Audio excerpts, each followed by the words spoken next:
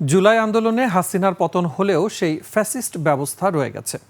এখনও চলছে সন্ত্রাস ও দখলদারিত্ব। তাই লড়াই শেষ হয়নি বলে মন্তব্য করেছেন জাতীয় নাগরিক পার্টি এনসিপির নেতারা। জুলাই গণ অভ্যুত্থানের বর্ষপূর্তিতে দেশ গড়তে জুলাই পদযাত্রার দ্বিতীয় দিনে তারা এসব কথা বলেন। কুড়িগ্রাম প্রতিনিধি আতাউর রহমান বিপ্লব ও লালমনিরহাট প্রতিনিধি গোকুল রায়ের তথ্য ও ভিডিওতে ডেস্ক রিপোর্ট।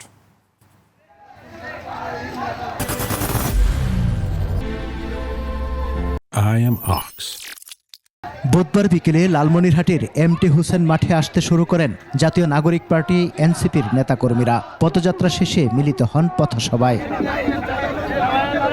বক্তব্যের শুরুতে জুলাই আন্দোলনে হত্যাকাণ্ডের বিচার দ্রুত শেষ করার দাবি জানান কেন্দ্রীয় নেতারা।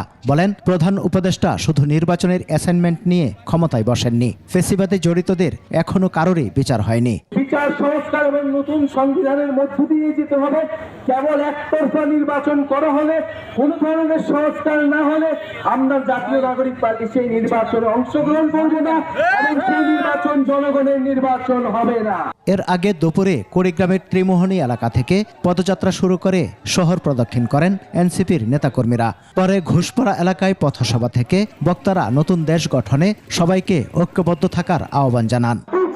সংস্কার এবং রাষ্ট্র পুনর্গঠনের লক্ষ্যে আমরা যদি রাজনৈতিক দল হয়ে জনগণের প্রতিনিধিত্ব করতে চাই, সেই ফ্যাসিস্ট সরকারের পতন হলেও সেই ফ্যাসিস্ট ব্যবস্থা কিন্তু রয়ে গেছে।